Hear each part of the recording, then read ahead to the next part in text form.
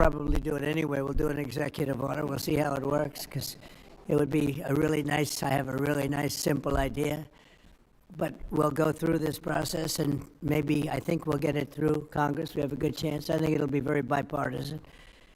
And I just want to thank you all for being here as we stand up for one of America's greatest and most beloved institutions. It's called college athletics, which is true, means so much. I want to thank Secretaries Marco Rubio, Scott Bessent, Doug Burgum, Howard Lutnick, Linda McMahon for being here, and also Speaker of the House Mike Johnson doing a great job, Governor Ron DeSantis, Senators Ted Cruz, Eric Schmidt, Leader Steve Scalise, Representatives Lisa McClain, Jim Jordan, Brett Guthrie, and Lori Trahan. Thank you all for being here. We have some great people. Condoleezza, thank you very much. I see you over there. Great to have you. Great to be with you. A very special welcome to New York Yankees President Randy Levine, friend of mine for a long time. I used to sit with George Steinbrenner in the box. It was one of the most difficult days of my life. I would always be, he liked me, I liked him, but we both liked very few other people.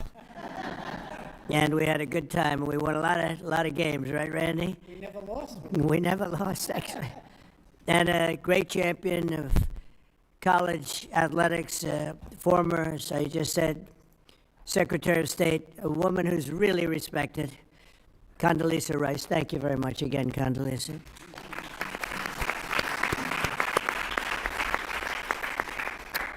And Ron DeSantis has been working very hard with us, and wherever you may be, Ron, hi, Ron, and has some great ideas and some great coaches that gave him some great ideas. We're gathered today to discuss an important threat to the integrity and culture of college sports, the inability to set rules on eligibility, transfers, name, image, and likeness, and more, much more than that, in the face of endless lawsuits. And it's what's going on with the legal community is incredible.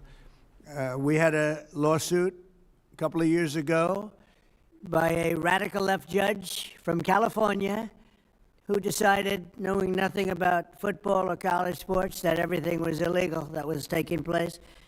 And I don't think it was ever appealed. Nobody can find out if it was appealed or not. But you can win an appeal. I think I win more cases on appeal than I do in front of some judges that are not very good. But it was a horrible, incredible ruling. And it threw the sports world and the college athletic world into tithers. And that's where we are right now. It's crazy things are happening. Young people are being signed, 17-year-old quarterbacks, for $12 million, $13 million, $14 million. We have a 7-year freshman. You know, we have people, we're seeing things that we've never seen before. We have college players that don't want to go to the NFL because they're making more money in college, right, Jim Jordan? And a lot of really bad things are happening. But basic questions like who is eligible to play are now virtually unregulated and decided randomly by judges rather than by reasonable, agreed-upon rules that could be very simple and very simply drawn. So this has grown into a major challenge. We actually have some of the best sports agents here, because I think they'd like to see it solved, but maybe not. I'm not 100% sure about that. But they're represented. We have everybody represented today, just about every group you can think of. But it's grown into a major challenge that threatens the future of college sports and really colleges themselves, because many are going to go down the tubes. It was announced that Penn State, their athletic division, lost $535 million this last year. Florida State, Ron and I spoke about it, $440 million loss. It was just announced that Rutgers lost $95 million, and they're doing all sorts of things to try and save the ship. And I think those numbers are nothing compared to what's going to happen. This is new. This just happened. Those numbers are going to go to levels that nobody's ever seen before. If you had no salary cap in the NFL, you'd see staggering losses. We have no salary cap in colleges. Colleges are going to have, unless something's done, unless we solve this problem, and I think probably today, and we're going to ask for ideas that, not that we don't have to take months. We'd like to see if we could do it for next season. But we certainly have the brain power. We have tremendous knowledge, far more knowledge than I have about this subject. But it also poses special dangers for women's sports and our Olympic pipeline. Women's sports are being canceled all over the country, just so we understand. Women's sports are in deep trouble, other than one particular women's team. That's Miami, where I have my granddaughter on the team. They canceled men's golf, but women's golf is doing just fine. I'm only kidding. But they are canceling golf. They're canceling wrestling. They're canceling fencing. They're canceling even basketball. I thought that would be maybe immune, but it's in trouble. And it's all going to football, but ultimately football is going to be the worst laggard of all. It's not going to be affordable, and it's going to take down practically every college. In my opinion, it's going to take down virtually every college, or every college that wants to be, they think they want to be competitive. Under the current system, educational institutions find themselves in a financial arms race for athletes in sports like football and basketball, and both of them, but basketball is being hurt very badly. It's being dominated by football. Last July, I signed an executive order to stop destructive pay-for-play schemes that are all over the place and keep college athletics rooted in the traditions that made it great. I thought we had a great system, frankly. I thought we had a system that should have been appealed, and it could have been maybe perfected a little bit. But it took close to 100 years. It was developed over 100 years. And one judge that knew nothing about sports, knew nothing about football, knew nothing about Olympics, knew nothing about anything, just decided everything was unconstitutional. It's crazy. But only Congress now, it looks like, can deliver a permanent fix. So, Speaker, you and John and everybody else, including Democrats that are represented very strongly, we can hopefully get it done. Federal legislation must allow college athletic programs to set common sense rules, simple common sense rules, without endless litigation, and establish a fair name, image, and likeness standard that eliminates the patchwork of conflicting state laws. That's the other problem. All of these colleges, they're all in different states, and all the laws are different. So you got laws that are totally different, some one way, some an entirely different way, while allowing the full spectrum of college athletic programs to thrive. It should thrive. If Congress does not take action fast, it could destroy college sports and destroy the colleges that play these sports. They'll be destroyed. They'll be going bankrupt. Everyone, so many of them.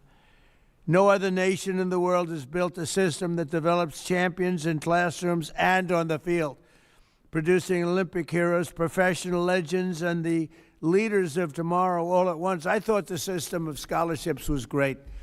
What do I know? But I thought it was great. And just one of those things. I was with Nick Saban the other day, and, his timing is exquisite. He played and he won and won and won. And when he saw this thing, he said, I'm going to get out of it. I'm not doing this anymore. He's around here someplace. Where's Nick? Where are you, Nick? Right? Now, he doesn't admit this. I said, how come you left he didn't want to go through one season? Because there's no better mind at this than that man. And he looked and he said, what a shame. What a shame. And he's going to speak about it. And I think you have some very constructive ideas, Nick. I think so. No other nation in the world has built a system like this. It's so good, and we've thrown it right out the window. And I'd like to see you go back to something maybe resembling that, and maybe pay for each player. Not such crazy pay, but just pay for each player. With every player, maybe the quarterback and the third string linemen making the same, but you're going to tell us about it. We're going to try and get it passed. Our goal is not to go back to the days where student athletes were never allowed to receive any compensation, although not the worst idea, but I think a lot of people would overrule me on that. But we must pass reforms that protect the cherished American tradition of college athletics for future generations. So I look forward to hearing from a lot of you, and I think a few of you are going to say a few words, and then we'll get to some ideas. And I don't know, maybe by the end of a long session, if we need it, I'm here as long as you need me. They came to me, they said, "You're the only one that can do it." I said, "Oh, thank you very much." I said, "Really, because I'm president," okay, to be honest. But we have certain abilities, and we'll see if we can get it done. So I'll ask in this order, Marco, you'll say a few words, and then Speaker Johnson, Randy Levine, Nick Saban, Charlie Baker, the Governor Ron DeSantis, and Greg Sankey, Sarah Hirschland, and Pete Bavacqua. And they'll go pretty quickly, and then we'll hear from some of the people. And we may have something come up that's somewhat of a miracle. There's an idea out there, and somehow it's going to have to be arrived at, because there's no way this system will allow colleges to, in my opinion, will allow schools to live financially. It's not going to happen. So if I could, I'll ask Marco, you can start, and then Speaker, and then we'll go through the list, and then we'll take some ideas or questions. All right? Thank you very much, Marco. Thank you, Mr. President. And I'll be very brief. The first is, I think you've already touched on, and that is what a unique institution college athletics is to the United States. Very few countries in the world actually have something like what we have. And it's not just unique, it's really important. A lot of people don't see some of the aspects of it that are so positive. The first is the student-athlete experience. There are literally thousands and thousands of young Americans who are going to graduate this year with not just degrees, but advanced degrees, and athletics made that possible. And the athletic support and the academic support that they're receiving from these schools is extraordinary. So there are kids that literally would not have gone to college or may not have considered it, and certainly not the advanced degrees, without the help that this provides. Also, the development of the individual that student athletics provides. I mean, look, if you can show up at 6 a.m. in the morning every day for a lift, you're learning one of the most important lessons in life. 95% of life is showing up where you're supposed to be on time. These are extraordinary lessons that people are gaining. Two more things that people don't think about: unity. Few things in America unify us anymore, and one of the things that does is college athletics. In particular, I can just, the experience of a Saturday, and I was about to say a Saturday in the South, but I don't want to discriminate against the other conferences. I'm sure it's true there too, where communities get together, people don't agree on anything else except that they want that home team on the field to win. And it's one of the few unifying experiences we have as a country, and it's so critical. And the last you touched on as well, Mr. President, this is the feeder program for our Olympic teams. Without it, there is no feeder program. Other countries have structured it differently, but the way we have it in our country is so unique in that way. We all know the challenges, and what this system now needs is a system of rules and regulations, of guardrails, so that everyone is operating under the same rules. And it's difficult to do because it's moving very fast, but you've got the right people in the room here, Mr. President, and the right leadership. So thank you for caring about this, because it truly is important for the country and for millions of Americans who are fans, and thousands of families who have student athletes in their family who have experienced the system or are going through it now. So thank you. And Marco has a conflict of interest that he didn't reveal, which is a very serious charge. Could be a criminal charge, actually, because his son is a very good player for a very good college and makes money with NIL. So this is a serious conflict of interest. But we'll take him. We waive his conflict. Please. Thank you, Mr. President. It's an honor to be here with so many of the all-time greats. It's a treat for us, members of Congress. There's many of them around the table, and they're happy to be working on the issue with you and for you. I would say, people often say that Speaker of the House is the most stressful job in the world, but then I think of SEC football coaches, because they got to win every Saturday night, and my friends who are in those positions I have a lot of sympathy for. I want to commend President Trump for his extraordinary leadership, and he leads on this important and complex issue as he does all others. He sees a problem, he wants us to solve it, and he assembles the right people to get that done, and I think he really is the only figure on the planet who could do that. So I thank you for that, Mr. President, getting everybody together. One more issue that we'll tackle. I'm a double alum from LSU, undergrad and law school, so I bleed purple and gold, and we talk a lot about college athletics down where I'm from.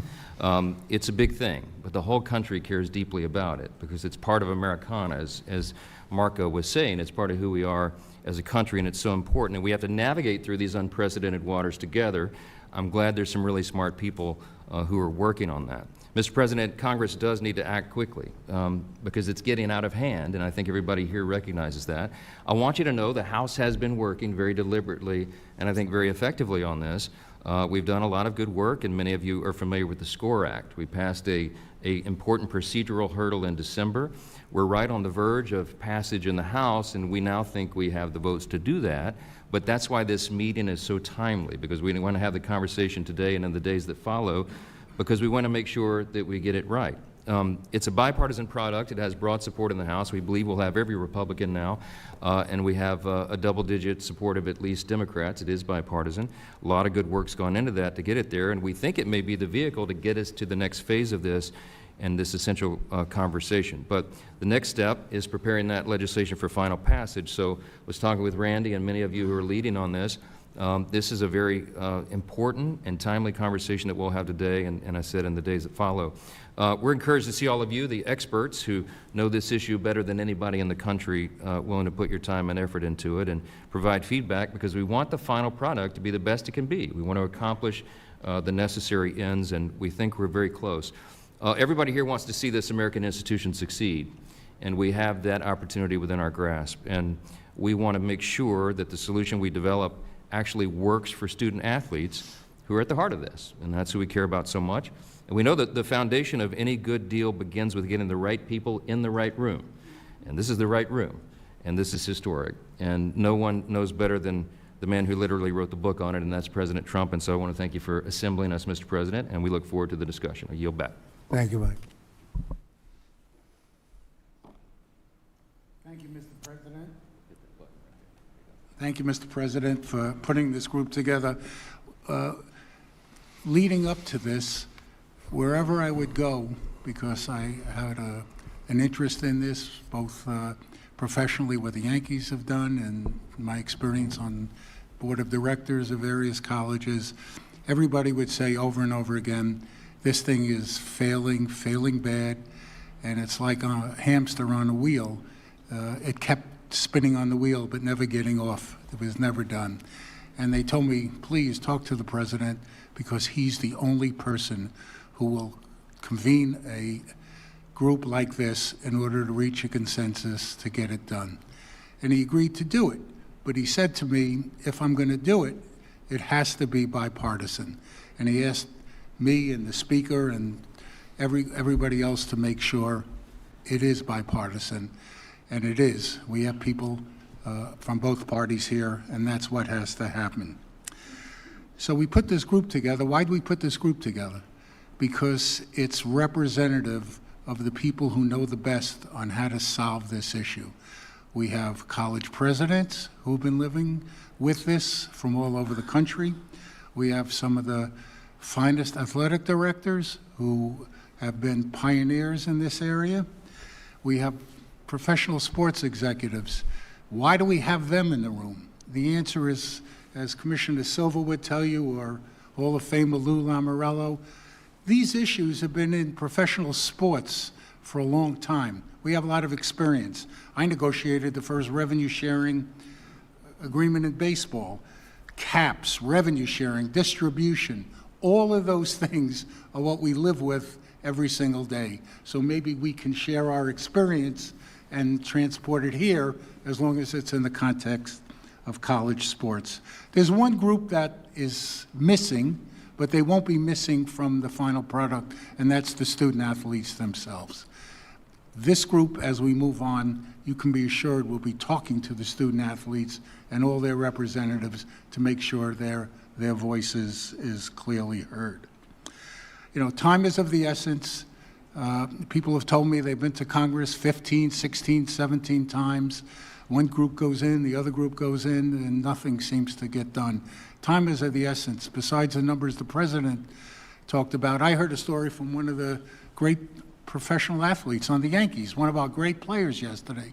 And he went to a great university, and he said to me, thank you for doing this, because every day I got asked for more money for NILs, every single day. And what happened is I gave money for an NIL for a quarterback who left the next year. Meanwhile, a friend of mine daughter is on the rowing team, and she lost her scholarship, and she's an Olympic hopeful, and now she has to pay her own way. That's just not right. It's really not right, and it has to be fixed. So, Mr. President, thank you for bringing this group together. I think they're really, just for discussion, we'll hear from everybody. I think there are really two things to add on to what the speaker said that have to be done. One, there has to be an antitrust exemption because everyone in the room has to be able to talk to each other, all the conferences, the schools, the presidents, everybody, without getting sued. That includes the kids. They have to be involved in these negotiations, the student athletes. And there has to be an entity that's set up by the people who are going to administer this, run this, that are empowered by the legislation to handle all the issues the president spoke about. And we're all here to support that, to help that. And to make sure that it's just not business as usual. Just an idea I have is maybe that an antitrust exemption lasts for 2 years to make sure that these rules and everything are really being enforced. And if they're not, we go back to square one. It'll give the Congress oversight, give the president oversight, but it's time to move. And Mr. President, I couldn't agree with you more. Thanks to your leadership, we got to move this really, really fast. We have ESPN and Fox here. They're probably the biggest payers in this entire thing, and the fact that they're here and their voice is heard is great. So, Mr. President, only you could pull this off, and we're grateful. Thank you very much. Thank you very much, Randy. And Nick Saban, please. Thank you, Mr. President, for the chance and the opportunity to be here to speak with you today, but I just want everybody to know that I'm just a football coach. I spent my life when we had the ball trying to get a first down, when they had the ball trying to get off the field on third down. So this is an unlikely position for me to be in to speak to such a distinguished group of people. Thank you. But I come here today with a question. What are the guiding principles for the future of college athletics? All athletics. I'm talking about football, basketball, Olympic sports, revenue, non-revenue, it doesn't matter. You know, my goal as a coach for my players, for our players, was to help them be more successful in life, that we would create an atmosphere and environment that would help them through personal development, academic support, 668 degrees and 17 years at Alabama, and help them develop a career as a football player. That was our goal, so that they were creating value in life and we were preparing them for their future past athletics. So what happened? You know, in this current system that we have, that became impossible to do because people, instead of making decisions about creating value for their future, they were making decisions about how much money could they make at whichever school they could go to or transfer to. So I think we have a challenge here today about the ramifications of this current system on how it helps players be successful in their future and how we can impact and create a system that will help and preserve the opportunity for student athletes to be able to have success in their future beyond athletics. So we need to develop an effective system of revenue sharing, authentic name, image, and likeness, authentic being you have marketing value, which now we have collectives, which just create opportunities, which just become pay for play. Eligibility issues where we have guys playing 6, 7, and 8 years. So you have 25 and 26-year-old people playing against 18 and 19-year-olds, which is not healthy. Transfer rules, we have over 4,000 people in the portal. Fans don't like it, support groups don't like it. It's not really healthy for players in graduation to transfer several times in your career. You really put yourself in a pickle in terms of your ability to graduate. So I think we need to come up with a system, and we obviously have to do it with the president's leadership and also with Congress probably, whether it's antitrust legislation or whatever it is, to allow student athletes in all sports, including women's and Olympic sports, to enhance their quality of life while going to college, but still provide opportunity to advance themselves beyond their athletic career, which is what the philosophy of college athletics and getting a college education has always been about. And how much does anybody talk about getting an education anymore? Nobody talks about it at all. which is the most important thing any of these student athletes can do in terms of enhancing their future. So thank you very much. Thank you very much, Nick. Charlie Baker? Well, thank you very much, Mr. President. I especially want to thank you for putting me in the lineup after the most legendary college football coach of all time. And I really want to thank you for your interest in this issue and your commitment to it. And I also want to thank you for the work that your administration has done in a number of different issues, working with our team and with many members of the folks who are in this room today.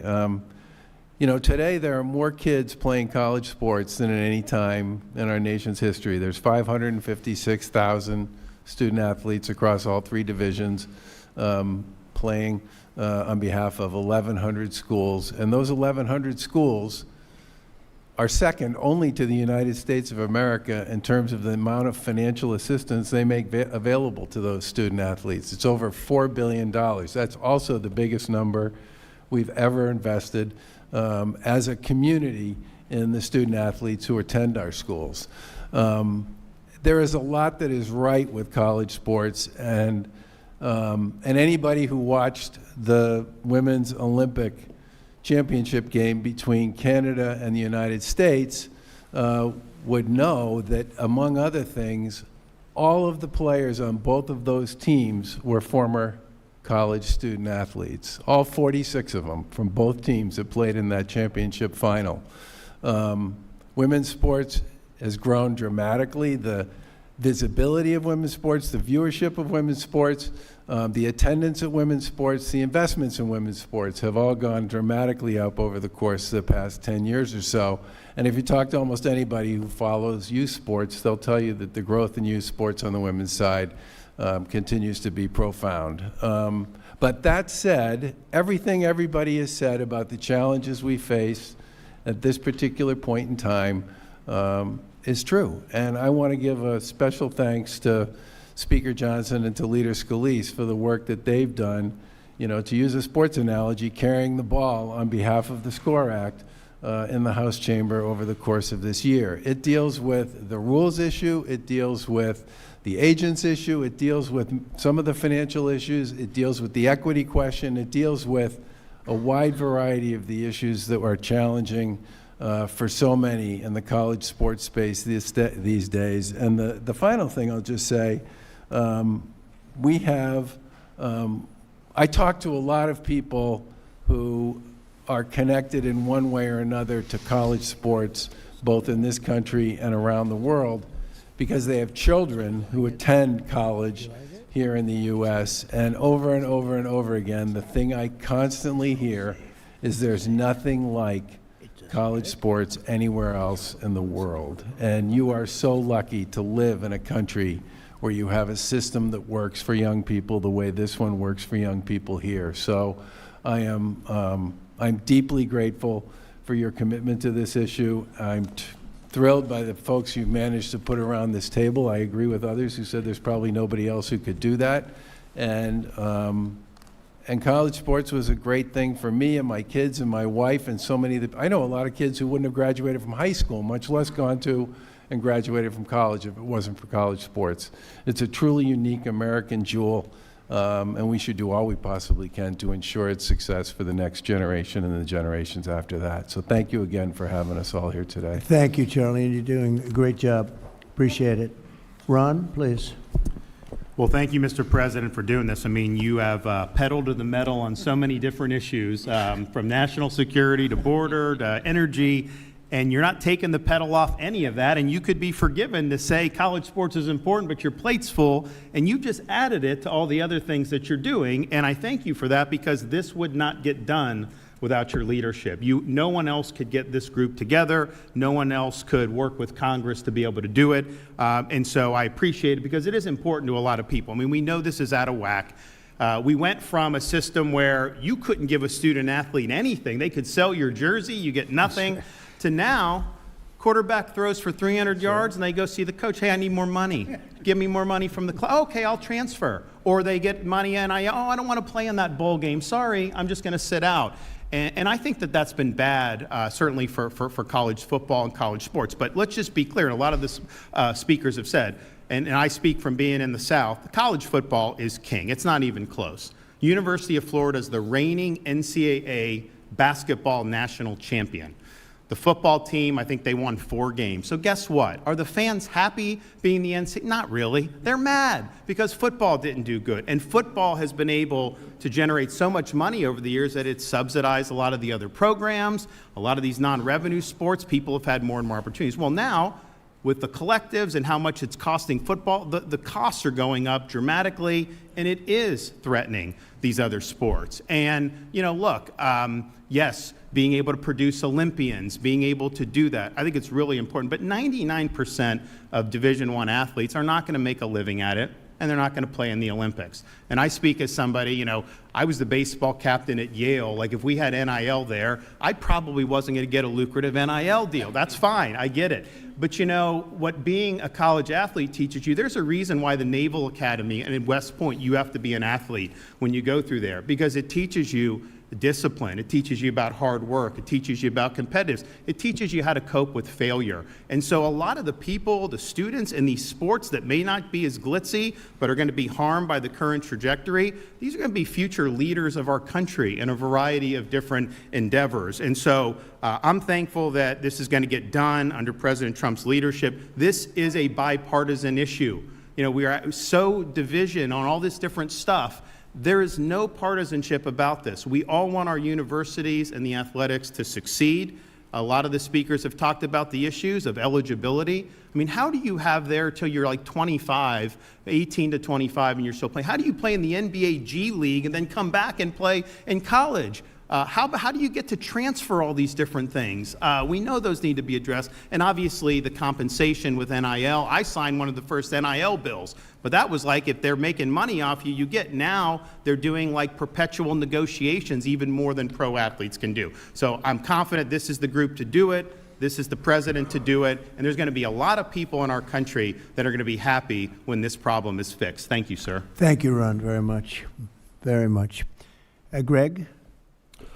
Thank you, Mr. President. Thank you for convening this group. And I also think it's important to point out, you've been to Tuscaloosa a few times for great football games, a couple national championships, and I think the power of your presence around college sports is an important factor in this conversation. I had a knock on the door of my residence hall in 1983 by my baseball coach. I was a bad catcher at Laterno College. That's why I'm here today, because he taught me some lessons that had I not been in that situation, I never would have learned.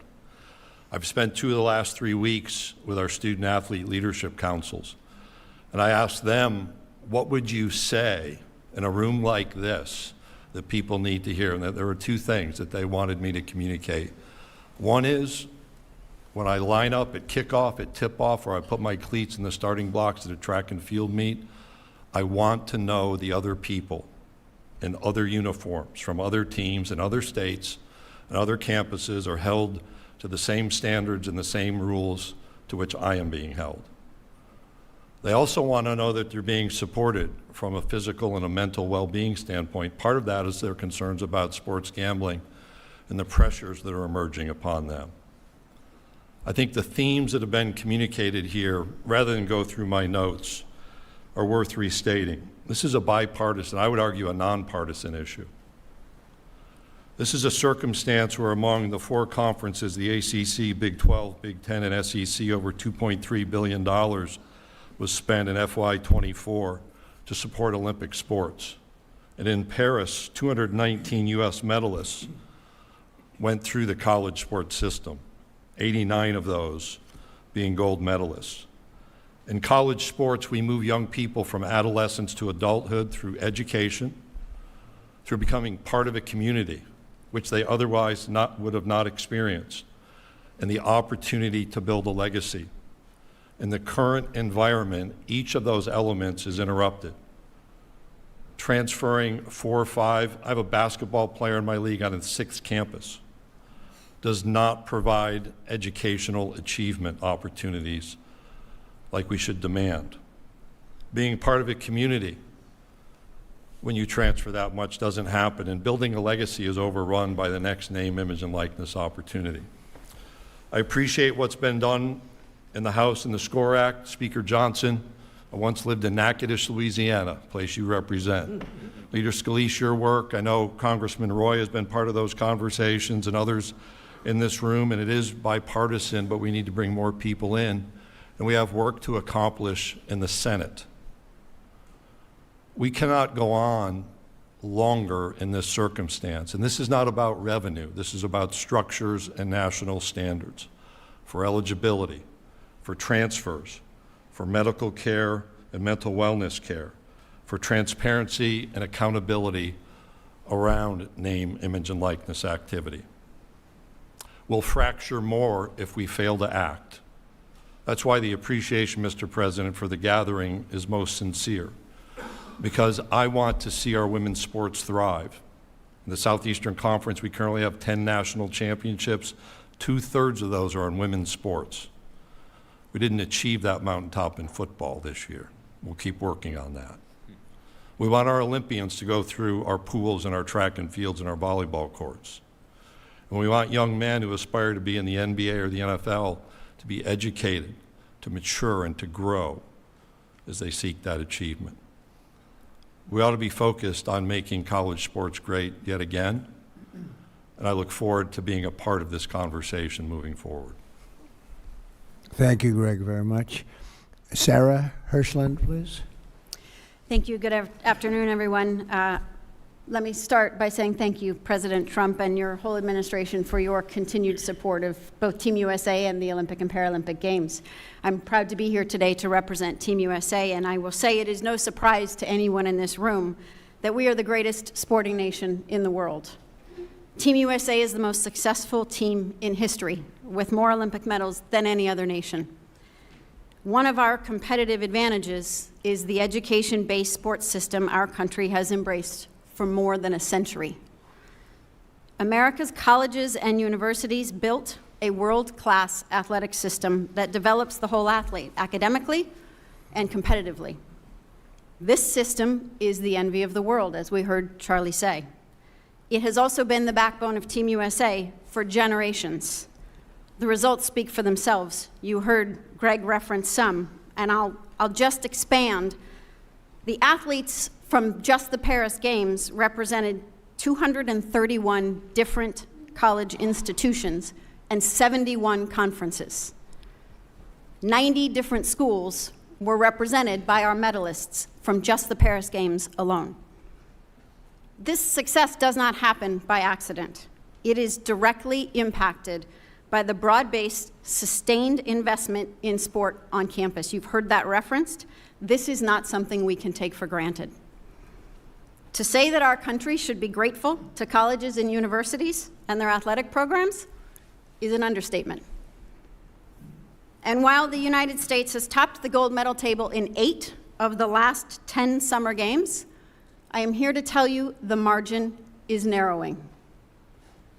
Around the world, nations are investing aggressively in sport, building centralized training systems, expanding funding, and prioritizing athlete development in new ways.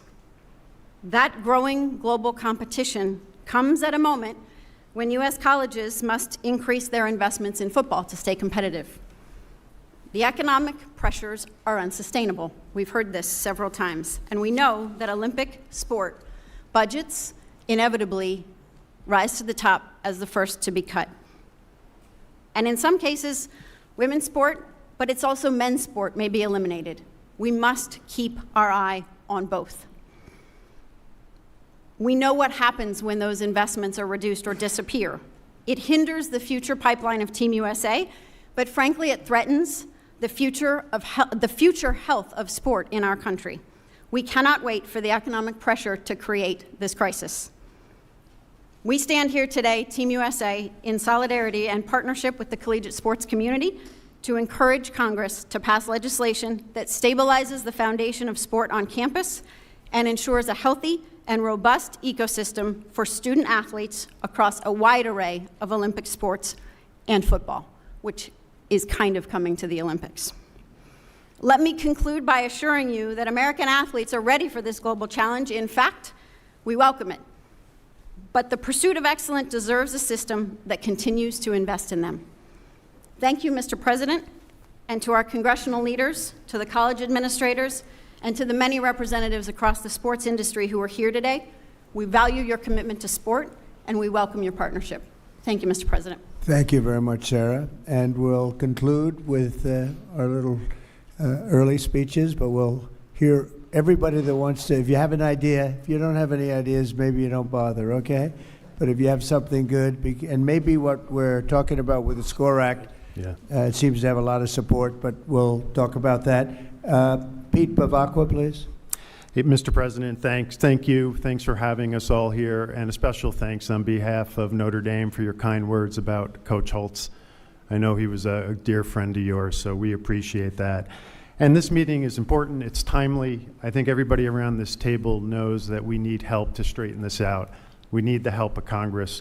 In this post-House world of NIL and compensation, we're finding ourselves in a situation where college football, particularly men's basketball, women's basketball, but particularly college football, I don't think it's any secret that people understand that so many of the decisions around college sports are driven almost solely by college football.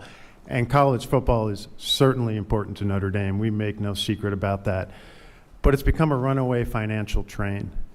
And if it continues to be that way, even the healthiest of universities are going to have to make incredibly difficult decisions that are going to impact women's sports and Olympic sports. There's simply no way around that. So we need regulations. We need financial transparency, and we need repercussions. People's feet need to be held to the fire. And I talked to Coach Saban before we entered into this room, and we were talking about the transfer portal. And Greg mentioned it as well, but when you have young men and women going to 3 schools in 3 years, 4 schools in 4 years, the student athlete, and they're student athletes, they're not just athletes, and we're forgetting the academic part, we're forgetting the student part. And if you're going to 4 schools in 4 years to make a few more $100,000 on each stop, where when you're 21, 20 years old, you think all your financial troubles have gone away, you're going to find at the end of that college experience, you're not going to have an academic degree. That money that you thought you could rely on for the rest of your life is going to be absent by the time you're 23 or 24, and you're going to have the rest of your life, you're going to find yourself in a very difficult position. So we have to talk about financial transparency, and we have to restate the importance of the student-athlete experience. We can't forget that, because the percentage of people that can go on and play in the NBA, the WNBA, the NFL is extremely low. And it's the importance of that academic degree that you get throughout your student-athlete experience that's going to serve you so well for the rest of your life. And quite frankly, I think if we can agree on regulations with real repercussions, and we go down the road of a free market enterprise where college football continues to be a runaway train financially, I think there's got to be a commitment that if you're going to spend X on college football and Y on men's basketball and Z on women's basketball, you should be required to pay some sort of percentage of that to reinvest into your own Olympic movement within your universities. So I think this meeting, as I said, is important. I think we're coming to a point where we're going to be at no return if we don't get our act together and try to speak with one voice and solve this. So thanks again, Mr. President. Thank you very much, Pete. So maybe we have to start with a base, because I'd like to say the base should be what we had before, which worked so well for so many years with scholarships. When I heard Charlie say the kind of numbers that was paid in the form mostly of scholarships, that was pretty impressive. But maybe we can't go back. Maybe we have to go forward. And what's happened is sitting here with Jim and some of the people that are talking about the SCORE Act, maybe that should be the base, and maybe we should work off that. But if anybody has any ideas, I'm just noticing all of the divisions, all of the people that have supported it, including the NCAA, the 31 Division I conferences, 23 Division II, 22 Division III, all HBCU conferences. A lot of, and a lot more than that. So maybe that can be a base. That's the SCORE Act, which I know it's been, Mike has worked on it long and hard. We have a great guy, Jim Jordan, right here. He was a great athlete. He was virtually undefeated in college wrestling, virtually. I don't know. There was probably one bad night, I think, Jim, right? But he was some great athlete, some great wrestler, and that sport is being, torn apart by what's happening right here. Well, it sure helped when you came last year, Mr. President. Sure helped when you were at the NCAA championship last year. Right. If we could go and if somebody would have some suggestions. Mike, do you like the idea of using this as a base and we work off the base, or would you like to start from ground zero? Well, I think I speak on behalf of the legislators around the table that worked really hard on the SCORE Act and many who have been involved and brought their ideas to the table. Our fear is that if we begin from scratch, I think everyone around the table understands this could take a long, long time. A lot of the debate and discussion and deliberation has gone into this. I got this one-page summary I'm happy to pass around. I assume most people around the table know the basic parameters of the bill and where we are. But the idea would be that if there are, Randy and I were speaking earlier before we went into the Oval Office, there may be some ideas to enhance it or make it better. We want to have the best possible product. I mean, maybe, Mr. President, I think that's a good suggestion. We begin from that. For lack of a better idea, if anyone has a better base that we should begin with, we're open to it. But I'm looking at some of my chairmen of the committees of jurisdiction, and everybody's worked really hard on this. And our majority leaders down at the end of the table, Steve Scalise, has kind of helped quarterback this, pun intended, to get it through the process. And if you have specific questions about specific points or parts of that legislation, we're happy to answer that. But maybe that's part of the discussion. Maybe we could, maybe the question is not a rhetorical one, but a question for all of you. Does anyone have any big concern about what is currently on the table in the SCORE Act, or have ideas on how to improve it? Would anybody oppose, I mean, most of you have studied the SCORE Act more so than I have. Would anybody feel strongly opposed to starting with the base of the SCORE Act, which has gone through a lot? You would oppose it? Go ahead. Well, first, I'm Lori Trahan. I represent Massachusetts and appreciate being invited to this today. And I'm really happy to hear you talk about women's sports in particular. I played Division I volleyball at Georgetown. That's changed my life. And so really have spent a lot of time on college sports. And I think I'm the only Democratic legislator in the room. I'm not going to pretend to speak for all of them, but I do think we want to solve college sports as much as everyone here. I think one of the issues that we had with the SCORE Act, I look at this as we've got some revenue issues and governance issues. The SCORE Act, in its codifying the House settlement, really hurts women in Olympic sports. We've already seen a number of programs cut across the country. So I think we do need a revenue mechanism to save and protect. One, strengthening Title IX has to be part of the SCORE Act, as well as ensuring that we are funding those programs. I mean, look, I'm also a mom. I've got a college athlete, son who played lacrosse. I've got another daughter who hopes to. Sports is the lifeblood right now. People are they're playing sports at record levels at the youth league. If this is any time we should be expanding opportunities for sports, it's right now. And I think one thing that the SCORE Act represented, it was just a consolidation of what we have today, which is the SEC and the Big Ten. No offense, Greg and Tony, but all the money really is going to those two conferences right now, and we need to address the revenue issue. I know there's been some proposals as far as modernizing the Sports Broadcasting Act. That could be one. I'm open for discussion on that. And then certainly making sure that we have a strong federal standard for NIL. A patchwork of laws does not work. I couldn't imagine signing my letter of intent and having to study up on every single state law and who offers what. But making sure that we have athletes' voices mandated at the table. They're not here today, so I do feel a responsibility to represent those 560,000 athletes who are not here right now, but making sure that they've got recourse if their NIL rights are violated or not upheld. But let me just say again, I would love to work, and maybe the SCORE Act is the right vehicle, that we continue to tweak so that it has a path in the Senate as well. I know that there's a lack of consensus on many of the governance issues, but we'd like to solve that with everyone here today. Thank you. Thank you. Mike, you might want to respond to that. Well, there's some good points made there for sure, and I think everybody has the same intention as we want to protect women's sports as well, and I got 2 daughters. I would be remiss if I didn't acknowledge that. But with regard to the patchwork of state laws, as many of you probably know, the SCORE Act addresses it because it creates a national NIL standard, and then it allows the associations the authority to make rules on transfers and compensation caps and the things that are really burdening the system. And then it protects those rules from being challenged under antitrust laws. So we create an exemption there for that. So I think there are a lot of thoughts gone into how to address it there. But I mean, again, we have no pride of authorship here. We want to have the best possible product. So, I mean, the authors of the bill are open to good suggestions. So, yield back. Anybody, please? Yes, Steve?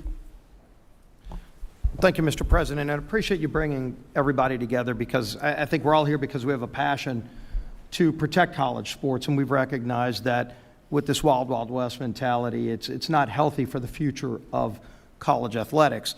And so bringing structure back and really bringing the ability for the schools to govern themselves again is what our intention was from the very beginning. We started this a few years ago. I remember Coach Saban came to my office and others, and we started listening to the people that are there at the schools dealing with the problem as payment of students became legal, which happened through legal arguments that, Mr. President, you talked about, some of these lawsuits that ultimately broke down the framework that Charlie Baker and others were able to use to police college athletics. That's gone now. And so how do we put that structure back? So we listened to the schools, we listened to the different conferences, all the different conferences. We talked to a lot of student athletes. We have a number of student athletes in Congress who played different sports, who are co-sponsors of the SCORE Act, and came to this from that same approach, saying, as somebody who played athletics or somebody who just has a passion. I lived in Tiger Stadium my second year at LSU. You know, in case you're wondering where my leanings are, but I care about the future of college athletics, and when you see a student athlete, as you talked about, Pete, on their 6th school and they're 28 years old, number one, they're not going to have any college credits to be able to graduate. And the idea of being able to get a degree for the 99% who aren't going to play professional sports is just going to be lost. And how can you reestablish that? So we started putting some things together. We have the antitrust protections in this bill. We protect women's sports in this bill. We established, Mr. President, that Title IX maintains so that however many men's sports you have to have an equal number of women's sports. Some schools have a lot of sports. Some schools can only afford a few, but whatever you have to have an equal number of women's sports, and that's protected in this bill. And obviously, the Olympic sports are protected as well. We also wanted to make sure you could put limits on the transfer portal, because that is something that a lot of people get very frustrated when they see that you just have pure free agency. The professional sports don't even have that. And so you limit with, and again, open to suggestions, but what everybody seemed to come to an agreement on was 5 total years of playing with 1 ability to transfer within that. And there's flexibility by the governing organization, so the NCAA can look at a case by case. If your father's on life support and you want to transfer to a different school to be close to your family, you can get an additional 1, but let the governing body be able to do that again. We put those in the bill, and then we give the financial literacy requirements so that student athletes have more protections that they currently don't have today. You might be getting that $300,000 or $2 million contract. You might not even know you have to pay taxes on that. And you might run into some real financial problems if you're a 17, 18-year-old kid. We make sure the schools educate the kids on financial literacy. So we put a lot of other things, including health protections, as Commissioner Sankey talked about. So we listen to students, we listen to schools, we listen to all the conferences, all the HBCUs support this bill. And we built a framework, and we built a coalition. We're right now at a point where we've got more than a majority in Congress supporting this bill, including as the speaker said, double-digit number of Democrats who support this bill. So it's a bipartisan coalition. We absolutely will take more input, but only input that grows the coalition, not detracts from the ability for student athletes to get that structure that they and the schools need. That's what the SCORE Act does. We want to move on it soon, because I think we all recognize that we can't wait another year and have this wild, wild west continue, and it will take the Senate some time to start their own process. So I'm expecting we're going to be moving soon, in hopefully the next few weeks, on the SCORE Act in the House, and then keep this conversation going, keep growing this coalition to solve this problem, Mr. President. Thank you. Thank you, Stephen. We have to move it quickly, otherwise you're going to have another season that's a disaster, and it's not affordable by colleges. Next to you, Steve, you had something to say? Thank you. I did. Thank you, President Trump. My name is Jim Phillips. I'm the commissioner of the ACC. We welcome Kai this fall. I'll be your commissioner, so we'll look forward to seeing you out watching her play. I went on a college campus 30-some years ago and never left until I became commissioner. And I will tell you, we need your help. We need everybody's help in this room. There are 6 areas that the SCORE Act is the right piece of legislation. First, as been mentioned, there's a national law versus state legislation and patchwork. We have 37 disparate laws across the country, so what you can do in one state is different than what you can do in another state. That just doesn't work. When you have inter and intrastate competition, as Greg mentioned so well, the student athletes want to know that they're lining up against somebody that's abiding by the same rules, NIL, rev share, and the rest. Second, it's a reaffirmation that these are student athletes. Not one of the commissioners in this room has had a student athlete come up to them and say, we would like to be an employee. They're smart enough to understand what that means. Third, limited liability protection. The lawsuits are killing us. They're absolutely crushing college sports.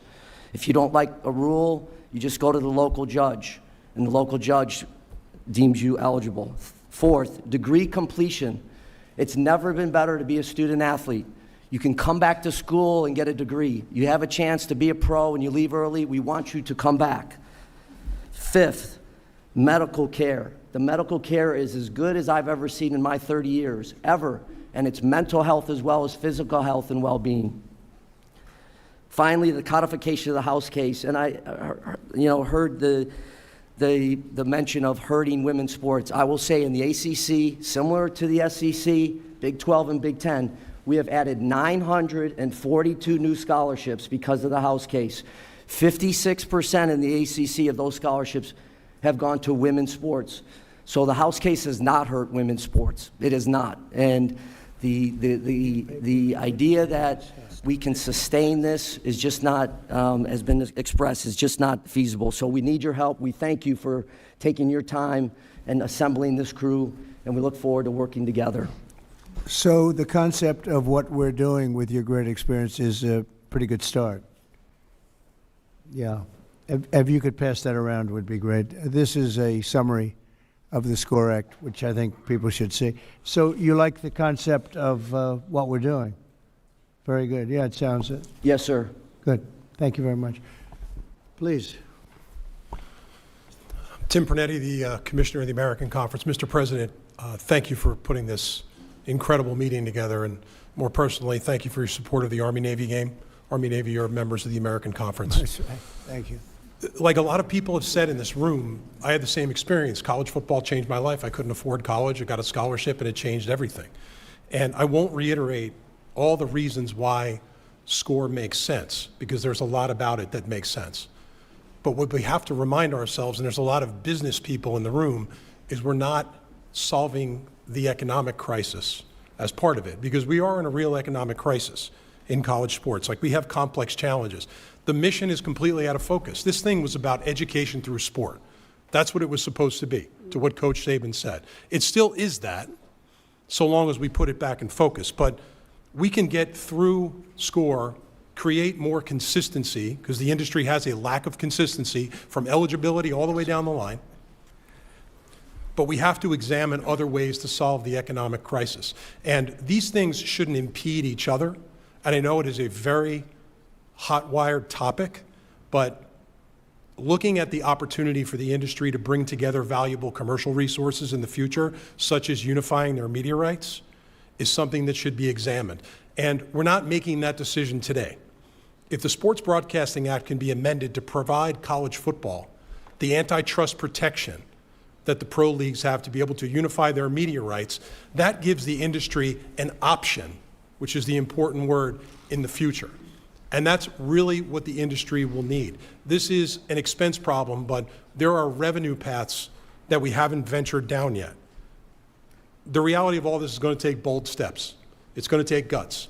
And this has become a transactional business where commitment is flying out the window, but it's not everybody. The top 1%, which is how the industry's been designed to serve the top 1%, 99 out of 100 student athletes in our league don't want to be employees, to what Jim Phillips said, and they signed up for a great experience. Like, our responsibility is to make sure we reinforce the mission and create resources around them to have the experience. But that conversation, whatever side of it you're on, should be had to see if there's an option in the future to dramatically improve the economics for the industry. Thank you so much, Mr. President. Well, thank you, and thank you for mentioning the Army-Navy game, because as you know, I signed an executive order to protect that time slot so that during that, from like 3 o'clock to 6 o'clock or 6:30, I guess, we protect that space, that airspace, so nobody can play a football game, and we have the Army-Navy game protected, because the kind of money that's being thrown around, they were a little bit concerned that the Army-Navy game, as great as it is, may not do so well. I think it would actually do pretty well, but we protected the time spot anyway, so that during that little period of time, it won't have any of this competition where lots of money's being thrown around. I think it was a worthwhile protection, because it really is it is a very special time and a very special game. So thank you very much. Great job. Anybody else around? Mr. President, could I just, before Yes, we go, you're given a handout that just has a quick summary, bullet points of the composition of the SCORE Act for those that aren't familiar with it. And let me just apologize. I think NIL has been abused, and my staff put my name and image on the top of it really big, and it's sort of ironic and not intended. Sorry about that. You didn't get paid for it. I didn't get paid anything for it. Yeah, yield back. Anybody else, please? Cody, please. Yes, sir. Mr. President, I would like to express my gratitude for your involvement and interest in all of this, and especially personally the opportunity to be involved in helping to find the solution, because college sports, as many have said, changed my life, made me a better businessman, a better husband, better father, and made me better at life in general. This is a complex issue. It's multifaceted. There are a lot of different perspectives on how it should be solved. There are a lot of different agendas that are represented in this room. And the SCORE Act is a good start. It gives us a place that we can build on. But as we move into the Senate, the political dynamics are going to change, and many of the agendas that are represented in this room and outside of this room are going to come into conflict with one another. The reality is nobody's going to get everything that they want. If we're going to come to a solution on this, we have to find a place where we're all sort of equally unhappy, so to speak. That's just like any other business deal. And I think what's key is that we are all willing to come to the table and compromise and work together, recognize that the small schools are important, the big schools are important, women's sports are important, Olympic sports are important. It's not just about big-time college football.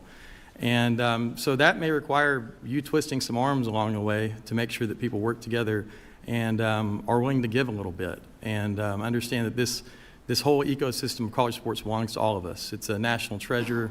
It's a public trust, as I've heard Clay Travis say before, and I think it's very accurate.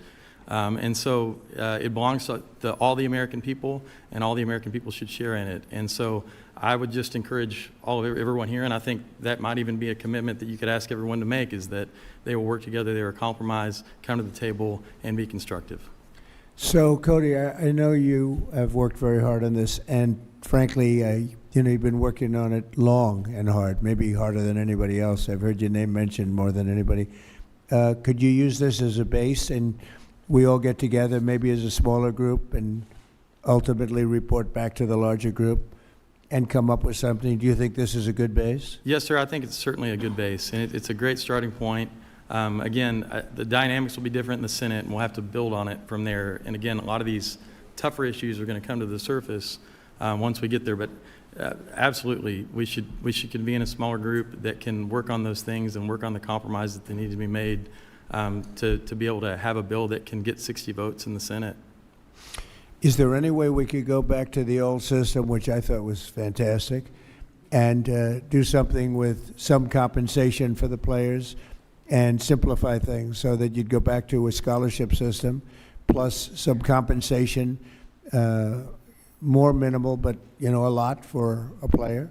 I mean, for the most part, they would consider it to be a lot, whether it was $75,000 or $50,000 or maybe more than that. But you go back to that wonderful system that I thought we had until this judge decided to just throw everything out the window. And it's been worked at for years and years, and it was finally honed. And then all of a sudden we're sitting in this crazy neverland where colleges are losing hundreds of millions of dollars, and in many cases not even putting out competitive teams. It's incredible. Is there any way that can work? Coach, we were together, and you had some pretty strong ideas. How would you feel about that? As a coach, well, first of all, thanks for having us. And Thank you, Coach. I speak on behalf of so many of my former colleagues that I visit them now, and they're a mess. I don't see coaches sticking around longer. The coaches are getting paid very well, so they leave and enjoy their life, because what they're dealing with is the loss of a locker room. You take away team, and our country's in trouble. My two girls played college volleyball, and one of the greatest interviews I've ever witnessed is she's at Georgia Tech and said, I learned so much more on the volleyball court than I ever learned in any classroom, which I agree with. So I actually think it's a simple fix. And it's not simple unless we get antitrust protection, because the NCAA, when I was growing up in the profession, if you violated a rule, that was a problem. You'd lose your job. And that was made very clear. Throughout litigation and other issues, the NCAA has become, they don't have subpoena power, and every time they make a decision, they get litigated. And I get it. I mean, I witness it, and as a result, and we know this from some of the policies you put in place, rules without enforcement equals chaos. You don't need new rules. We got plenty of rules. Enforce them. So if we get antitrust, then you now will not get litigated. And I would eliminate, the only thing I dislike about the SCORE Act is that, and Coach Saban and I have visited about this, Mac Brown and I have visited about this, get rid of the collectives. That's cheating. When donors, so everyone understands what a collective is, donors put money in a pot, it's distributed to players through the coach and the general manager according to your talent level. That's not allowed. Not supposed to do that. That's called pay for play. So there's a revenue share that the universities get through their television contracts, and I know it goes up every year. That's their only that's the only thing they're allowed to do for their student athletes. They can distribute that however they want. That's still pay for play. But any NIL conversations, which NIL, I think we all got to quit calling it that. It's not name and likeness. These players are getting paid millions of dollars in some of the stories I hear, and they're posting on Instagram for twice, and then they're getting paid $1.5 million. So the NIL, to me, NIL in its purest form is America. It's called capitalism. If you can make money on your name, you should have a right to do that. If you're a gymnast, a volleyball player, a swimmer, a football player, and a car dealership wants to work with you legally in the business world, do it. That's what NIL should be. That's not what it is. So you get rid of the collective, becomes an illegal entity. There's no such thing. That even to this day, that makes my skin curl when I hear a collective. Get the donors out of it. If a business owner wants to hire Jeremiah Smith and pay him a certain amount of money, he's certainly allowed to do that. That's called capitalism. But the universities cannot arrange that and set that up. The universities can simply make sure their kids go to school, make sure they graduate, treat them fairly, make sure the women's sports, the Title IX, I'm all in favor of all that, but they cannot get involved in the financial marketing of your players. That's let the market take care of itself.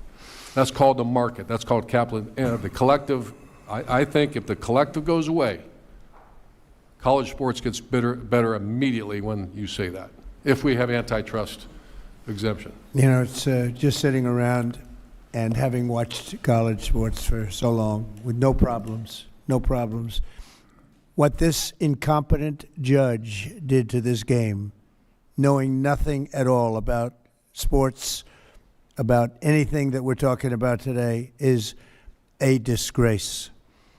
And it's going to be a very hard thing to put back together. We'll get it done.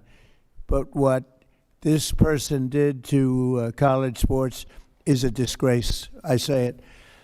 And we've seen plenty of those type of opinions. I had one recently, and it's gross incompetence, is my opinion. And everybody suffers, including student athletes, including women. Women are really taking the brunt of it, as what you were saying before. It was so perfect for women. It was so great for women, the way it was. And now we have to come up with a whole new scheme to satisfy people. And there are going to be some unhappy people. And it was working before. A person that knew absolutely nothing about sports made a ruling, and she turned the whole thing upside down. And it's really a disgrace. You want to know the truth, a damn disgrace. But we are where we are, and we'll figure something out. And it won't be easy, and it won't be as good, in my opinion, it won't be as good as what you had before, including for the students that were getting great scholarships. And, you know, some went on to professional sports, and most of them didn't. But they got great education. They got it for free. And they had a lot of fun going to college, and they learned a lot.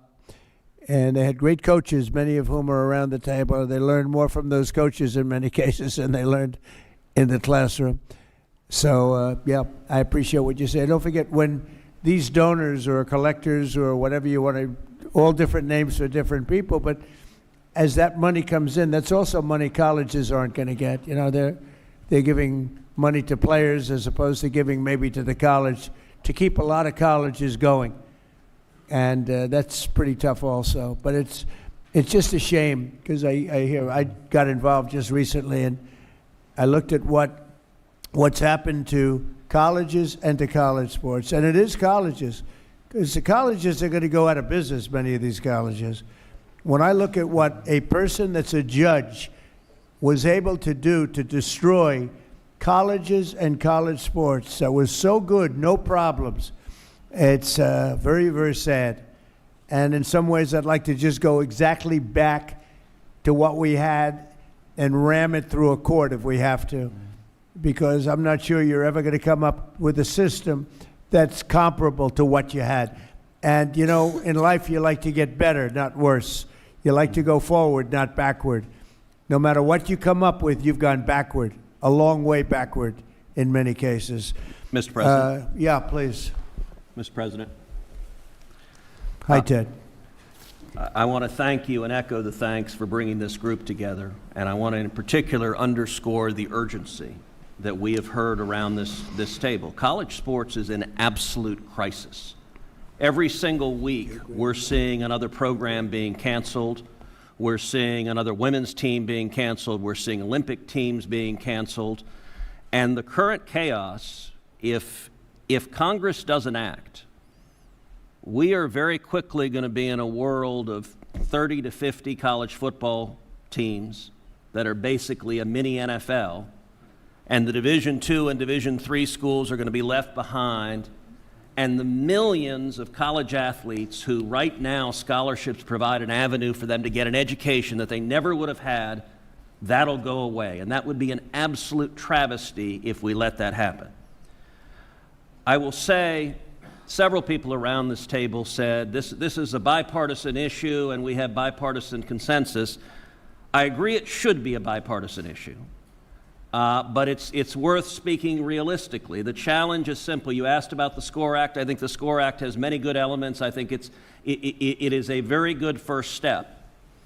But the challenge is, for this to be passed into law and put on your desk, we need 60 votes in the Senate, which means we need at least 7 Senate Democrats. Right now, there are 0 Senate Democrats who support the SCORE Act. I've spent the last 3 years negotiating with Senate Democrats on this issue. And I will say for some time we have been, to use a football analogy, at the 2-yard line, but not able to push. And there are interest groups on the left, in particular trial lawyers and unions, that have resulted in Democrat senators that are actively lobbying against the SCORE Act and don't want to see legislation passed. And so my hope, there are a lot of people around this table who care desperately about college sports. My hope is that you speak out to Democrat senators and urge them, let's come together and solve this together. And I think part of a solution needs to be on the cost side, and I think part of the solution should be discussing and looking at the revenue side. I think both of those are important parts of a solution. There are a number of Senate Democrats who care about this but have not quite gotten to the point of getting to yes. That's the single biggest challenge, and I think the collective voices around this table adding to the urgency that if we wait another year, if we wait another 2 years, the programs in your state are going away and the students in your state are losing their scholarships, and it would be an absolute travesty if we let that happen. Mr. President. Thank you, and I want to underscore that sense of urgency on the Senate side. I do think there's a growing number of senators that do understand that if we're here a year from now, we're in a much worse place. If we're here 2 years from now, college sports looks entirely different, and it would be a disaster. So I do think that growing sense of urgency is important. I appreciate you convening this. You have unique credibility on this, not just being president, but we've spent time at the Super Bowl, watching the Super Bowl, playing golf. You love sports. You have credibility on it. You care about it, and I think that authenticity matters for the leadership that we need. I do think that if we're serious about this, the antitrust exemption matters for the governance side, but I think the revenue side is inextricably linked to the success of this. If you are losing money on a football, and I'm from Missouri, we love, we're in the SEC. If you're losing money on your football program, you're not going to be able to subsidize the women's sports and the Olympic sports. So I do think that we can come together. I am hopeful and optimistic by the people who are represented in this room, and as we move forward, that we can find a solution. We have to. This is not just because we like watching sports on TV why this is important. There are lives that can be changed forever if we do the right thing. And I think that you've got the right people in the room, and I think you're the right guy to lead this effort, and we're here to support those efforts in the Senate.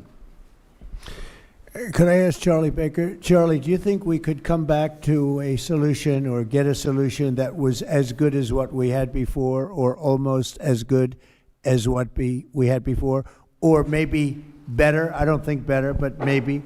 Would you say that's possible, Charlie? You're in the position to be able to tell maybe better than anybody else. Well, first of all,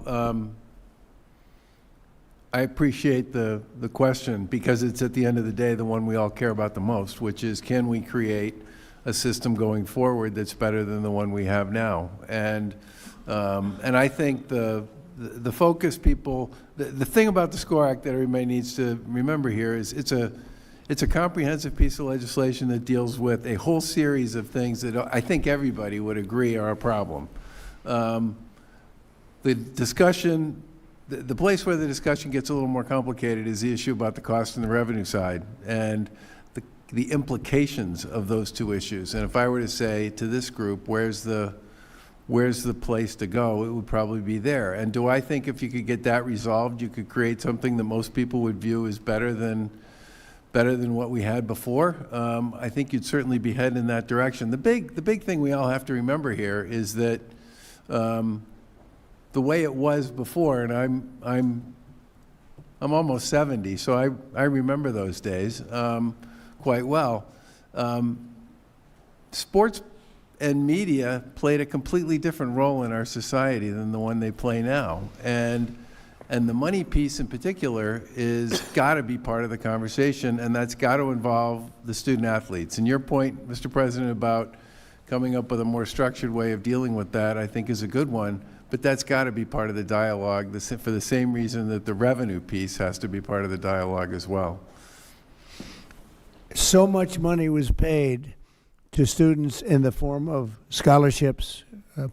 What was the exact number that you said, Charlie, before? $4.1 billion last year. $4.1 billion was paid to the students in the form of scholarships, and everybody was happy. Everybody was happy. And now you got yourself a mess. And I think you should just go back to where you have and let some judge tell you you can't do it, and you appeal it up and you win at some point, because I think what you had was a great system, $4.1 billion. Everybody was happy. Now you have a thing that you're never going to, you have a jigsaw puzzle that's not going to be put back together. And colleges are going to go out of business. And I think you go back, and the players that got the $12 million, a 17-year-old quarterback that got $12 million, one got $14 million. I hear they're negotiating one at $18 million, they don't know if he's got an accurate arm, but he's got a strong arm, coach. Accuracy counts too. They have no idea. They're going to give him $18 million. And you know what? Those guys that already signed contracts, you know what? Call that the lotto. They hit the jackpot. Let them have their money. You can't do anything about it. But I'd like to see, and I tell you, I just don't think it's right that a judge is allowed, that knows nothing, is allowed to destroy college sports and colleges.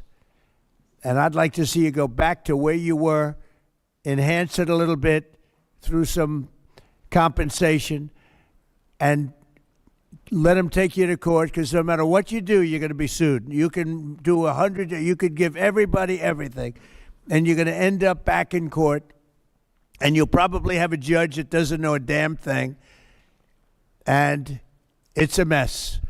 It's a mess. And I don't know whether or not that decision was appealed. Was that decision ever appealed? Does anyone know? Because I heard it was not appealed. I believe the House settlement is being litigated now because it violates. No, but was Title it appealed, the decision? The House settlement, I think. The original decision by the judge from California, was that appealed?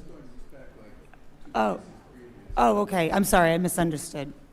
Yeah, the answer is no. It was settled because it was, I think, the third case. Why didn't somebody appeal it? The prior case, which is Alston versus the NCAA, was appealed to the Supreme Court, and the Supreme Court found 9-0 against the college position to defend the old system. So that's, I think the answer is the antitrust piece is the inherent problem in trying to create caps and limits. That's it. So the Supreme Court was responsible for this? I'm not the one who's going to say that. I'm not bold enough to say that, but I'll at least acknowledge the problem. 9-0. 9-0. Was the Supreme Court responsible for this? 9-0, and Kavanaugh supported. It's a shame. It's a shame. Yes, sir, please. Mr. President, thank you for bringing this esteemed group together. I have a bit of a unique perspective because for most of my career I was in professional sports. I became the commissioner 3.5 years ago. I found a system that quickly was defined by unlimited free agency and no salary cap, in complete chaos. I am, and representing the Big 12, we are very much in favor of the SCORE Act. I like to say it's progress over perfection. And it provides, no different than what Commissioner Phillips said, the core principles of what we need to move this thing forward. One thing that we didn't discuss so far today was athlete protection rights, which is obviously part of the SCORE Act. And there's a component there about regulating sports agents that we need to really look at. Now, I know we have some agents in the room, and I have a lot of respect for that industry. But right now, they are taking full advantage of our student athletes. Usually in the NBA or the NFL, it's a 3 to 4, maybe 5% commission. In some cases, they're charging over 20. We talked about the portal. Most agents are pushing our student athletes into the portal, and the recent numbers show that over 40% don't even find a home once they get into the portal. And because they're being pushed into the portal, and Mr. Sankey said it earlier, they're losing credits towards their degrees. So we have a problem on our hands, obviously, and I don't believe in perfection. I do believe in progress, and I think the SCORE Act is a great first step for us to move forward. And on behalf of the Big 12 Conference, we are all in favor of it, and we'd like to see a sense of urgency. We need something done soon. Because if not, you know, our university is going to suffer, our student athletes will suffer, and we need help. So we appreciate you bringing us together today. Well, it's an honor to do it. I just hate to see what you're going through. I hate to see what's happening to our great to our country, essentially, because this is our country. This is the youth of our country, and it's a terrible thing that's happening because, these crazy payments that are being made colleges are not going to be able to help themselves. Just like the NFL owners would not be able to help themselves if they didn't have a cap. But you have a much bigger problem than a cap. And you have a complexity problem. And you have a problem where women are being thrown out of sports like at levels never seen before. And you're going to have other things that come up that nobody's even thinking about right now. And you're not going to be able to solve these problems.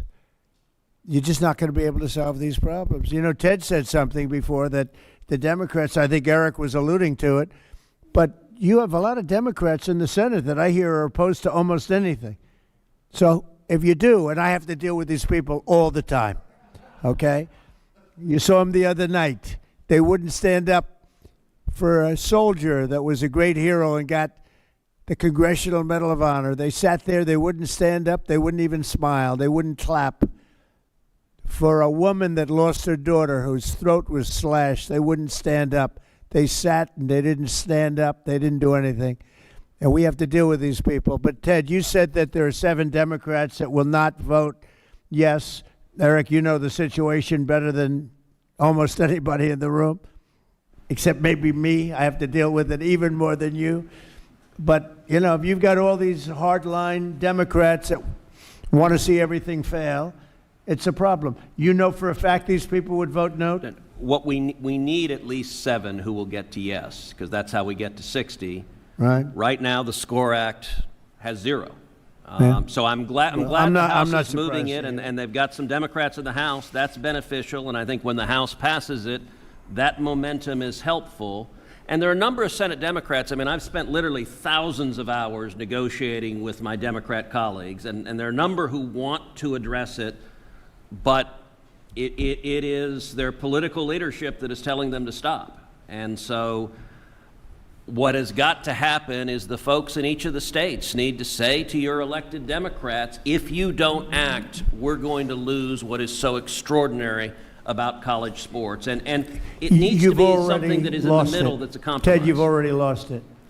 You've already lost it. Colleges are losing $400-500 million. And they haven't even started yet. So you've already lost it in the true sense. And you've lost something else. It's ugly what's happened to sports in college. Before it was beautiful. It was a beautiful thing. And now it's very ugly. It's become very ugly. And I think you're right. You're going to have people that will never vote for anything no matter what you agree. You could agree to everything that's perfect, and they will never vote. And I'm not doing this I'm doing this as a practical person. No matter what you agree to, you have people in the Senate and in the House that will never vote for it, even if it's good for our country, even if it's great for the player, great for the college, and great for our country. And they will still vote no. Because they're cuckoo. They've got problems. Maybe it's problems at home, Cody, but they have problems.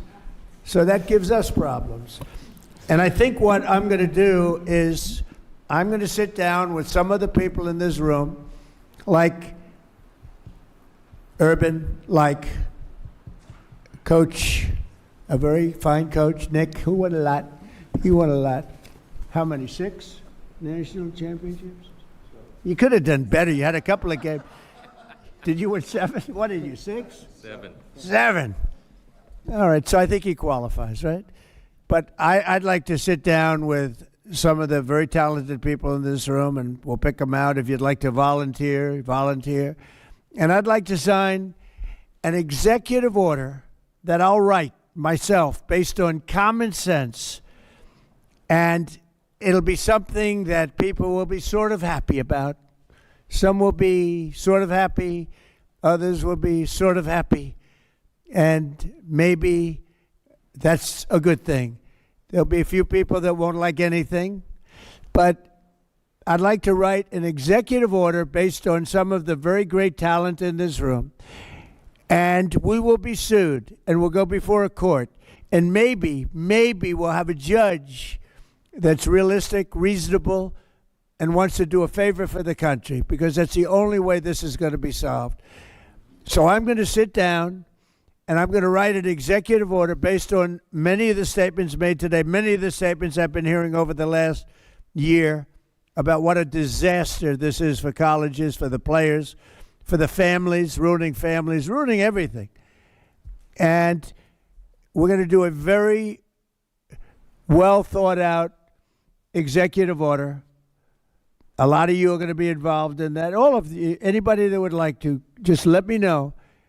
And that'll be placed before the courts, and hopefully a judge who's a real judge, a compassionate judge, and a judge with common sense will get it approved. And maybe it won't, and maybe it won't hold up. Maybe they'll say you can't do an executive order, in which case you say welcome to the court system of this country, which has gone totally out of control, and maybe not. But that's the only way you're going to get this done. So I'm going to write an executive order, and the executive order is going to be based on great common sense, and it's going to let colleges survive and players survive and let a lot of people be very, very happy. And let's see if we can get it through the court system, which we might not be able to do. In which case, I guess we'll have to meet again, and we'll probably be through the same system. Look, if this doesn't work, colleges are going to be destroyed. Women's sports are going to be destroyed first, before anything, before anybody, before anything. Women's sports are already being cut in every college. The first thing they're cutting, which is very unfair, is women's sports. And then they're cutting lesser sports. Sports that are very good sports, great sports, are being cut. And you're going to be left with football, and the football is going to lose so much money that the colleges are all going to go bankrupt, all because of a bad number of decisions made by courts, including, I guess, the Supreme Court. If you say it was a bad decision in the Supreme Court, I think the Supreme Court ought to be ashamed of itself for a lot of reasons, okay? A lot of reasons. I got to live with these people, and I say this, and they'll only vote bad, and I couldn't care less at this point. They have hurt this country so badly because they haven't had the guts to do what's right. So, and I can tell you about other things too, not just this. So we're going to do an executive order, and I think it's going to be an executive order that the people in this room and the students and the colleges will be proud of. Whether or not it holds up in court, I can't tell you that. But you're not going to get it through the Senate, and you're probably not going to get anything through the House because you have a bunch of lunatics that you have to deal with, Mike, and better you than me. Go ahead. Well, I applaud the effort for an executive order, and I think everybody around the table is grateful for that. Might I suggest, Mr. President, that while you're using the Article 2 authority, that we still work in the lane of Article 1. The playbook has to be wider than that, I think. And so what I would suggest, and humbly before everyone here, is that we take, I think almost everyone around the table we've heard today believes that at least the SCORE Act is a base to work from. Can we still continue to try to work through that? We do have some Democrat support, and as was said, we've got some fine points to get to. Would love to work with you on it. Okay, and what I think is, and what I was hopeful for, is that the leaders around this table, representing such a broad array of interests and groups around the country and both parties, that the influence, collective influence of I hate the word collective, Coach Meyer, I'm sorry, I keep saying but the influence of all the people around this table could help us get some of those critical, Democrat votes in the Senate. And I don't think we should or could abandon that effort. We try it. I'm an optimist. I think you go both ways. Yes. Let me do an executive order. You go ahead and play games with these people. Okay. Okay? We'll give it the quarterback effort. How Give about it a that? shot. Okay. And maybe the fact that we do the one helps you get the votes in the other. Okay? Right. Does that sound okay, Randy? Yeah, I think so, and I think at the end of the day, Mr. President, as you've heard here, we need an antitrust exemption, and the only people who can do it are the Congress, and I heard from all the senators and the representatives, and I agree the SCORE Act is a start, but with your leadership, I really do believe we can move the ball. I have ideas, brilliant people here have ideas where we can add on it.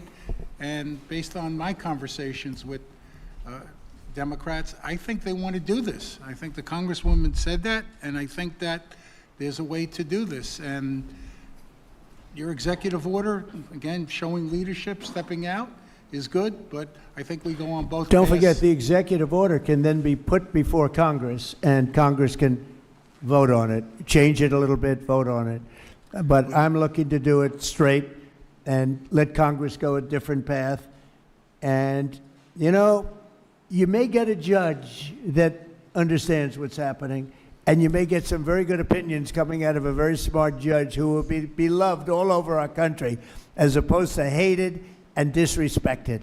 So that's it. So, Randy, could I ask you to do the following?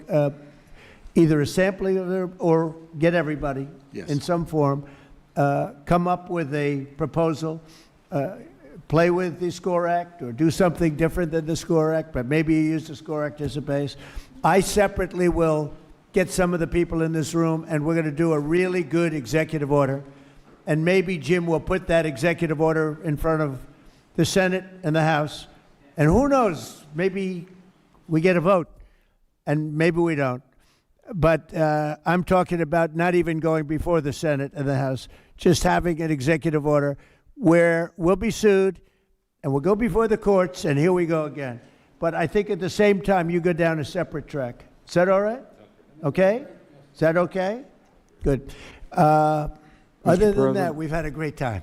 Can I? The press will take one or two questions, please.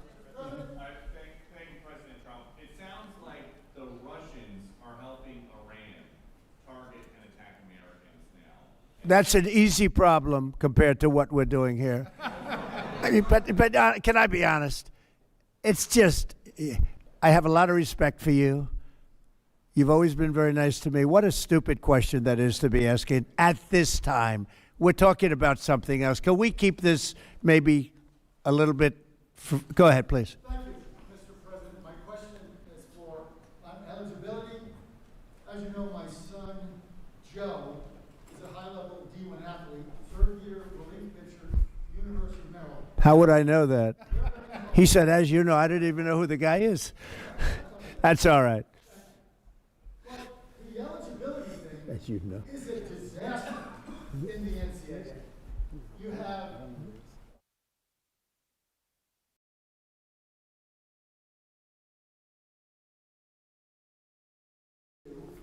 division, the second division, D2, is passing a blanket 5-year eligibility without medical, without redshirt, just a 5-year eligibility.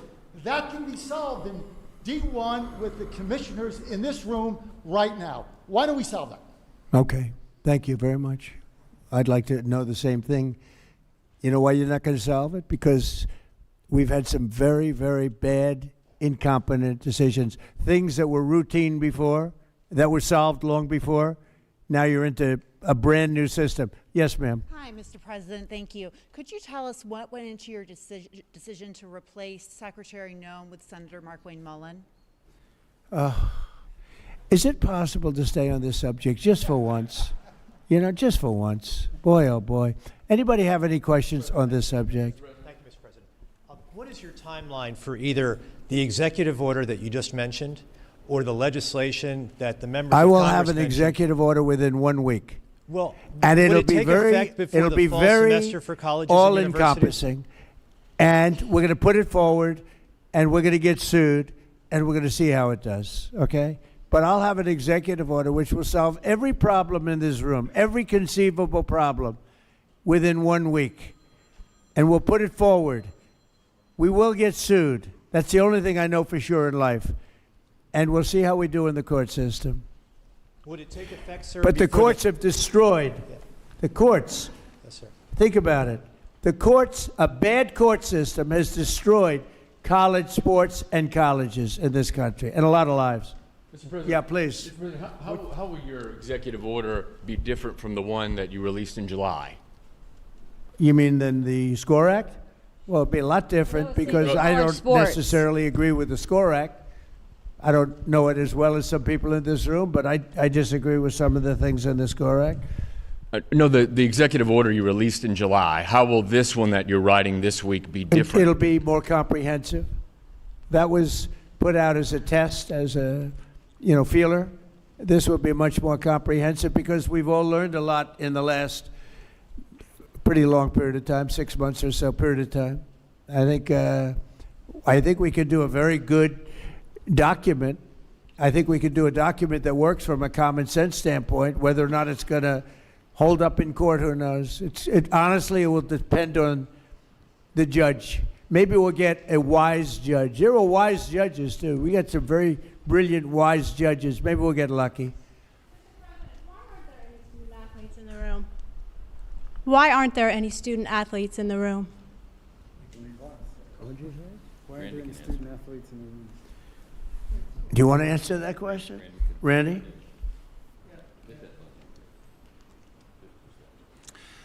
We've made it clear, and I thought I said it before, that we have agents here. There are a lot of student-athlete groups. There's a limited room here, and after this meeting, we intend to talk to all of the interested student-athlete groups to get their input, because this can't be done without them. But at the end of the day, we had to kick this off and start it. This is the beginning. This isn't the end. I've talked to a lot of people who represent student-athletes, and there are certain interest groups that I'm sure would have liked to be here, but they'll have their opportunity. They're very well represented. You know why? Because people like Nick Saban and Urban Myers and some of the people, all the people that I know in the room, and the people probably that I don't know, they all care very much about the student athlete, more so than they care about themselves. So I think they're really here in that sense. They're represented very well. Peter, I'll give you one more chance because that was a bad question you asked before. Go ahead. We've already got a lot of sound bites leave him in the about the like sports. Can I ask one off topic? On topic. On topic.